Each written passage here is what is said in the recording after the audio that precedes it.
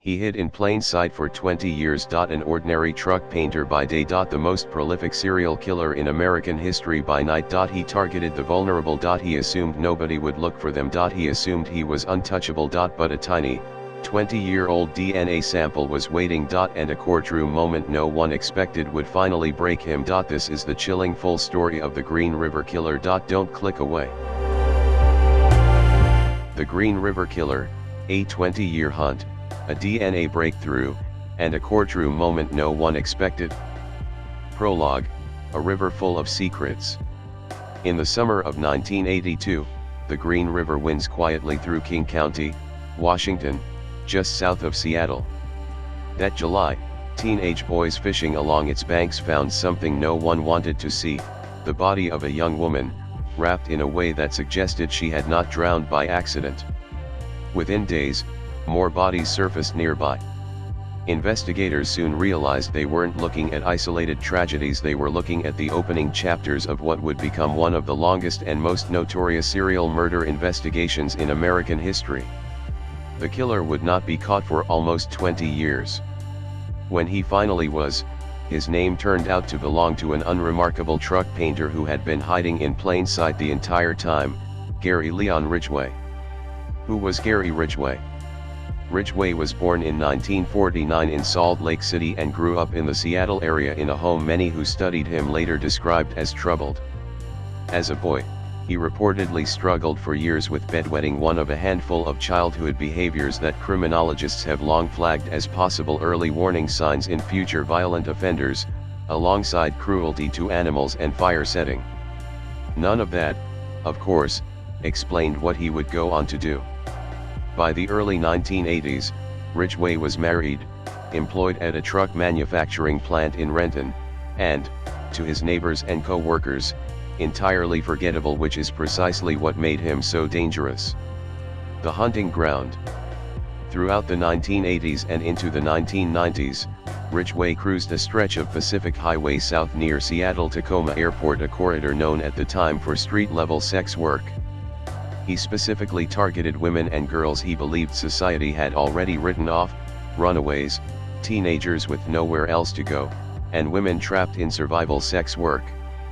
It was a chillingly deliberate strategy. He assumed correctly, for far too long, that when these women vanished, few people would notice, and even fewer would search. He would pick women up, drive them to isolated wooded areas or to his own home, strangle them, and dispose of their bodies in clusters across the county, several of them near the Green River itself, which is how he earned his infamous nickname.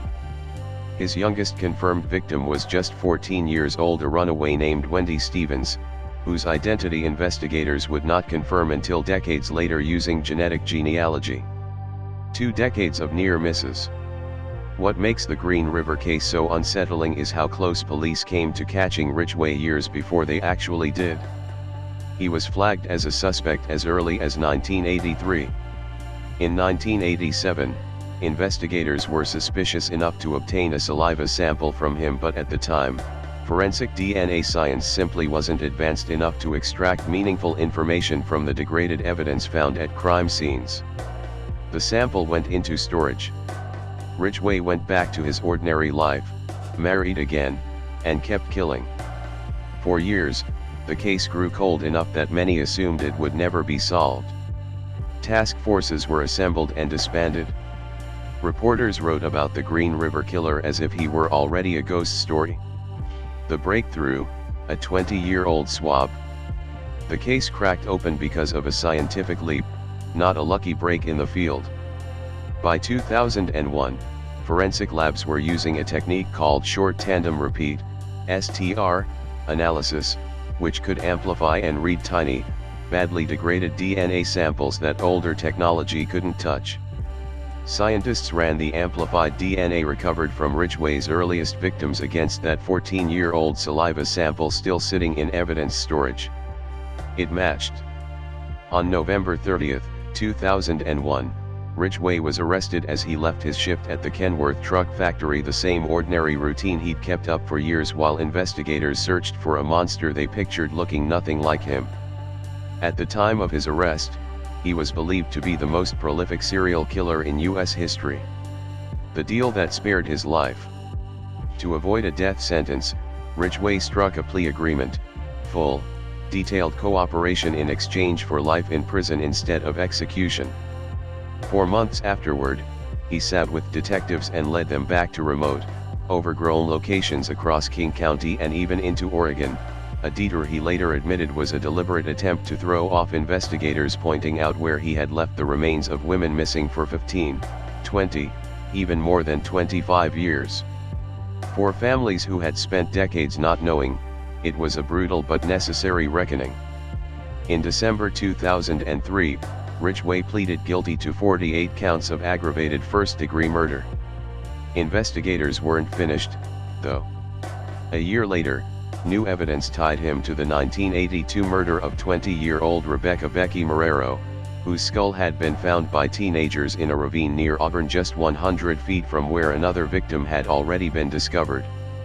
Ridgway pleaded guilty to that killing too in 2003, bringing his official count to 49 murders. He has, at various points, claimed responsibility for far more, sometimes citing numbers as high as 71 or even 80, telling investigators simply that he had lost count. The sentencing, a room full of grief. The sentencing hearing that December was less a legal formality than an emotional reckoning that stretched over several days. One by one, family members of the victims stood and addressed Ridgway directly. Most were furious. They called him a monster. They told him they hoped his death would be slow and painful. Ridgway, by most accounts, sat largely still and expressionless, absorbing it without visible reaction. Then Robert Rule approached the microphone. His 16-year-old daughter, Linda, had been one of Ridgway's victims. Rather than anger, Rule offered something almost no one in that courtroom expected: forgiveness, rooted in his own faith, delivered directly and without theatrics. It was a single, quiet statement, and it did what 20 years of investigation and days of righteous fury had not. For the first time in the proceedings, Ridgway broke down, weeping and nodding, visibly shaken. It remains one of the most talked about moments in modern American courtroom history, not because it changed his sentence, but because of what it revealed: that even a man capable of what Ridgway had done could still be undone by an act of mercy he clearly felt he hadn't earned. The judge sentenced him to 48 consecutive life terms without parole, later adding a 49th for the Marrero murder, effectively guaranteeing he would never leave prison alive. Where things stand now. Ridgway, now in his late 70s, remains incarcerated at the Washington State Penitentiary in Walla Walla. He received 49 life sentences for murders he committed around the Pacific Northwest, and has spent most of the past 2 decades there. In September 2024, he was briefly transferred to the King County Jail, reportedly to assist detectives with still unresolved cases before being returned to Walla Walla. The case, remarkably, still isn't entirely closed. 3 women from the original list of suspected victims remain missing, their cases still unchanged, and investigators continue seeking information on several unidentified women connected to the case.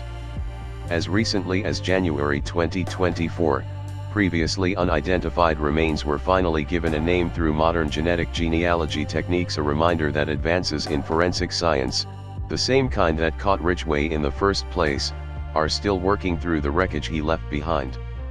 In late 2025, reports surfaced suggesting Ridgway had entered end-of-life care due to declining health. The Washington State Department of Corrections publicly disputed the claims as inaccurate rumors, stating there had been no change in his medical status.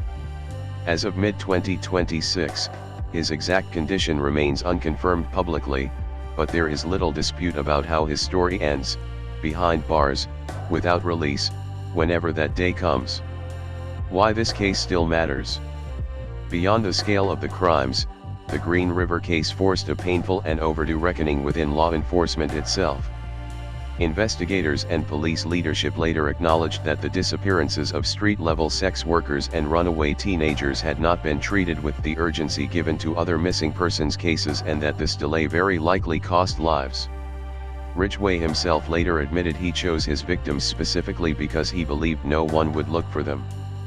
That admission reshaped policy.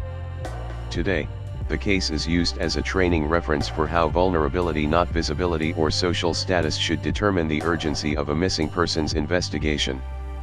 It's also cited constantly in discussions of forensic science, as one of the clearest real-world illustrations of how a piece of evidence can sit dormant for over a decade before technology finally catches up to justice.